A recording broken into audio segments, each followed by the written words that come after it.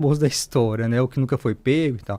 Mas assim, o que no início mais me chamou a atenção e que mais me fez querer estudar mais e pesquisar foi o caso do Jeffrey Dahmer. Que você tem um livro, É, né? exatamente. Tem a capa do livro dele aqui, do Jeff Dahmer? Pega aí pra gente. Aqui. Esse livro é recente. Ele foi publicado em 2023. 2023, A Vida e os Crimes de Jeffrey Dahmer. Na Trilha da Loucura. Da Loucura. É.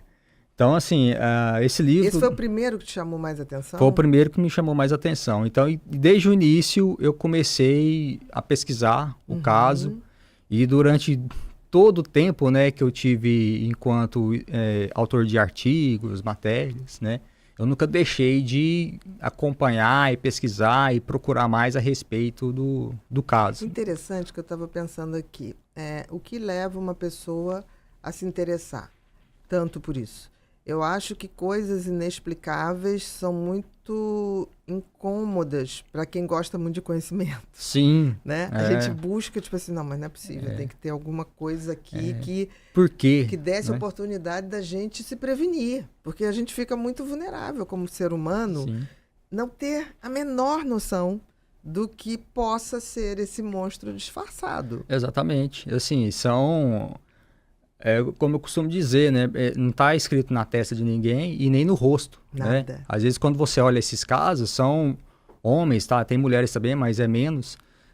A maioria são homens. Mas você olha assim e não vê nada. Suspeitos. Né? Há suspeitos. Sim. Né? Você olha e fala, você vê o do lado com cara de mal. Sim.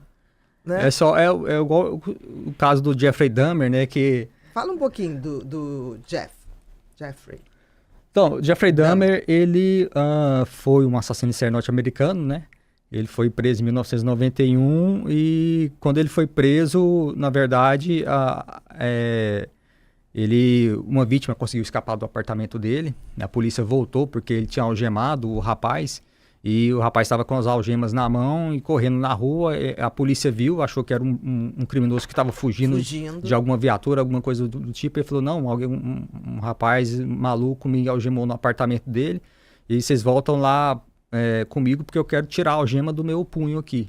E ele tem a chave. Aí os policiais voltaram e aí foi quando descobriu-se, porque o apartamento dele estava cheio de...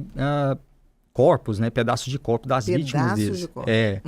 Então, e aí ele foi preso. E ele admitiu de cara? Ele admitiu de cara Em relação ao cara que fugiu, sim.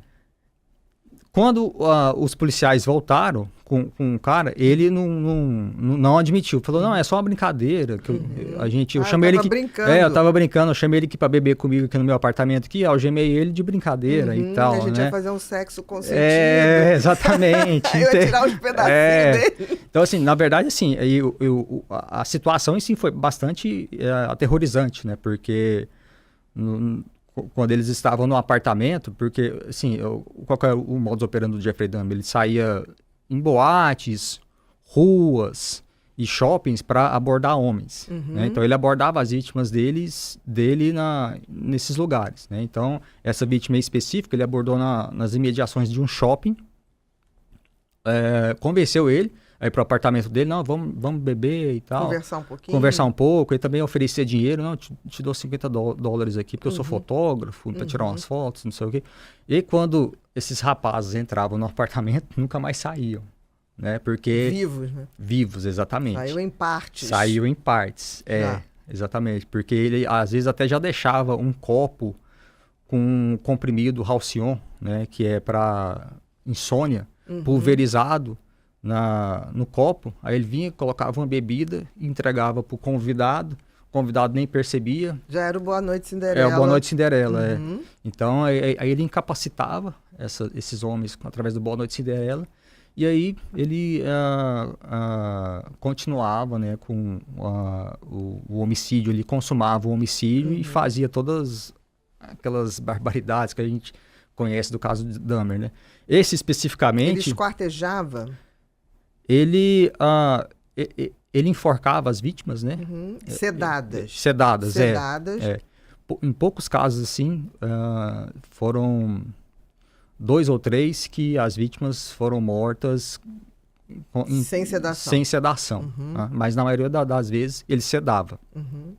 Ele dizia que era uma maneira mais humana de matar alguém. Só que é bastante essa afirmação. Chega a ser tragicômico, tragicômico, né? exatamente. Uma pessoa que vai fazer esquartejar o outro, dizer pois que era humanidade. Não, você vai tirar a vida da pessoa, então não interessa a forma que você vai tirar a vida da pessoa. O resultado é um só, né? Você está ceifando a vida do indivíduo, que você não tem direito nenhum de fazer isso. Mas dizendo ele na confissão dele posterior, né?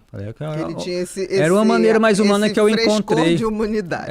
Uma maneira mais humana que eu encontrei de assassinar a vítima, porque não era algo prazeroso para mim, o homicídio em si. E de fato, isso eu acredito que seja verdade, porque o prazer dele vinha no pós-morte, né? No caso Como assim? Vamos contar a historinha direitinho que o pessoal não está sabendo. Sim. O Dahmer, assim, ele tinha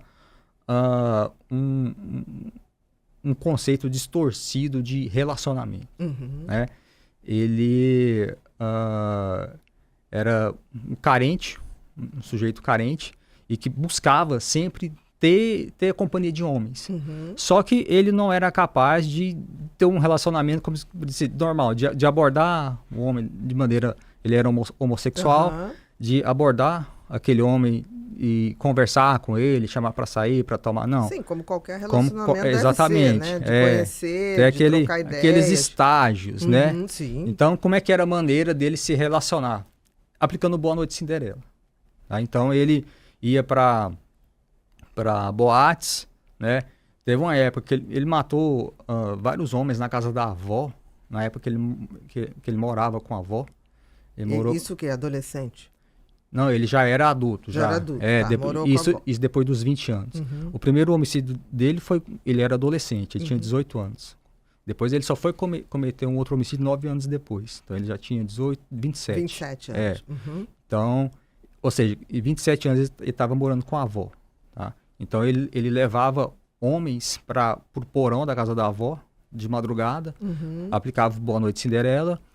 E ele não matava necessariamente, ele não matou todo mundo que ele pegou, assim. Tá? Isso na verdade foi até uma minoria.